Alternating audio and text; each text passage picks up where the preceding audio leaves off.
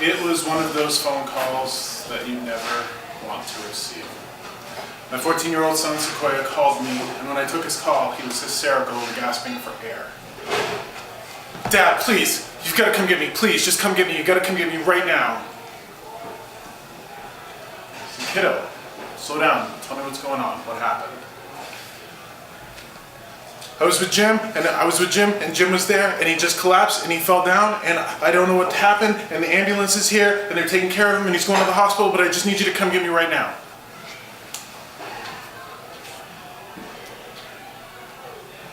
I have full custody of my son, Sequoia, and he spends every other Sunday with his mother. This was one of those Sunday evenings. He called me, and when he called me, I was getting ready to go meet him and his mother at our normal time.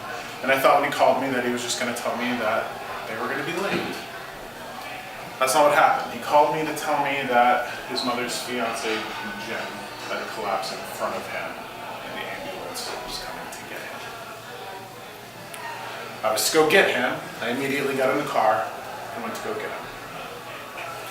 While I was on the way to go get him, he then called me and told me that he and his mother were following the ambulance to the hospital, and I was going to meet them at the hospital.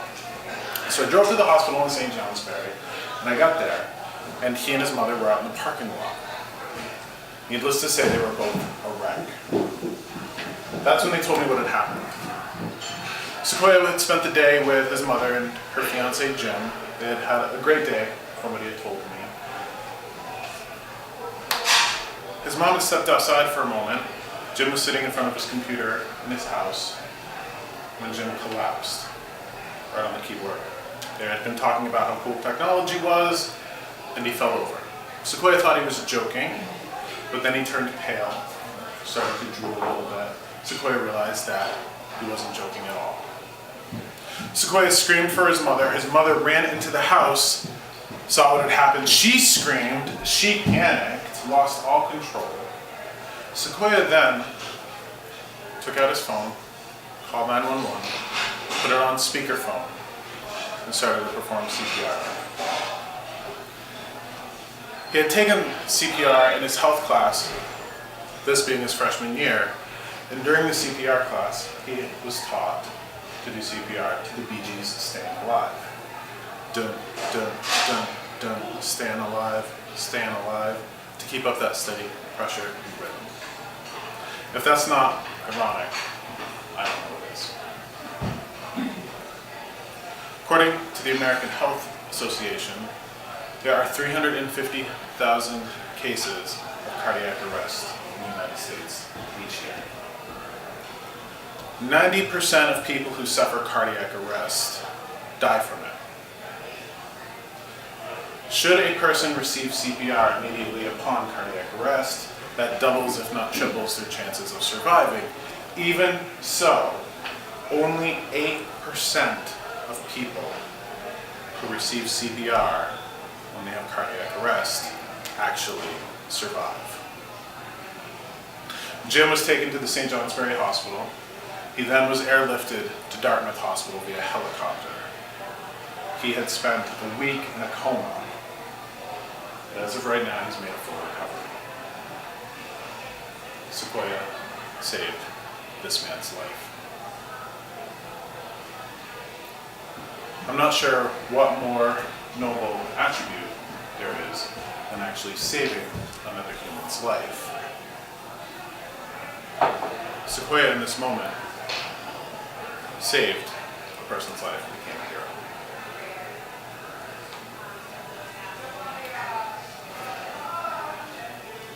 Since then, it's been an incredible journey for him. He made the front page of the paper. He's been interviewed on TV news. He's even going to appear in Women's World magazine at the end of April. And he's receiving a big, fat $250 check for his trouble. He even received a $2,000 scholarship from a local charity who rewards people who do good things in an unselfish way for the betterment of others. Throughout this whole thing, though, he has remained humble. Now, as soon as this happened, I did my best, as any father would, I hope, to help him process what he had went through. But I don't think he really needed my help that much. As you can imagine, a kid who could take a full-grown man, put him on the floor, start to do CPR, has got to be pretty tough. Doesn't need much in the way of support, but I did my best. One of the things that I found since this has happened is that he has grown up a little bit. Christopher Reeve, the man who played Superman in the 1980s, said, "A hero is someone who, in spite of weakness, doubt, and not having all of the answers, overcomes anyways." Sequoia didn't have all the answers. At 14 years old, he had his own level of weakness and doubt. But in that moment, he wasn't thinking about himself. He completely overcame the obstacle that was in front of him. That's 350,000 people a year that suffer from cardiac arrest. Now, cardiac arrest is a completely electrical malfunction of your heart. Your heart completely stops. A heart attack, which Sequoia had told me that's what had happened, but he was mistaken. A heart attack is when the heart suffers from a lack of blood flow.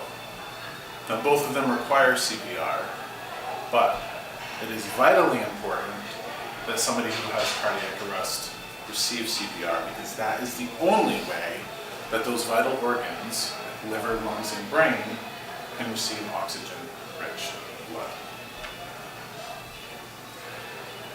If someone in this room right now were to collapse, I ask you, what would you do? Would you spring into action and do your best to save their life? Or would you sit back helplessly and hope that somebody else would do it for you? What would you do?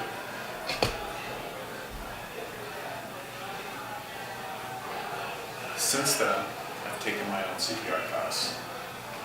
I've learned how to give CPR to babies, to children, to full-grown adults. They taught me the trick with staying alive. But I've got to tell you, I'm not sure if somebody collapsed in this room, if I would have the quick thinking and the mental fortitude to be able to go to work. I hope I would, but I'm not sure if I'd be able to. I really wondered that. And as I took this class for CPR, and I saw the process and the emergency that can just set upon a person, it made me even better realize how much of a hero Sequoia really is. Regardless of our individual capacity for quick thinking and fortitude, I'd like to challenge all of you here to take a CPR class. Your hospitals, your fire stations, your fire departments, they should be offered regularly. I know that the Littleton Hospital offers one regularly. If I were to collapse right now in front of you, what would you do? I'm glad Sequoia's here because I know what he would do.